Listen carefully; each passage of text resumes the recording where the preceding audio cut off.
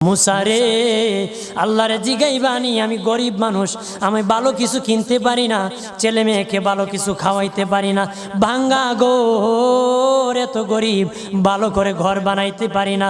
আল্লাহরে জিগাইবানি কি করলে আমার উন্নতি হবে, ধনী হব, টাকা পয়সা হবে। আল্লাহরে জিগাইবানি। আল্লাহ মুসা নবী কই ঠিক আছে, আল্লাহরে জিগাইব তুমি কেমনে ধনী হইবা। আল্লাহ নবী মুসা নবী তিন রাস্তার মোড়ে যা দেখে একটা লোক বসে আছে, তার দুই হাত নাই, দুই পা নাই, দুই হাত নাই, দুই পা নাই।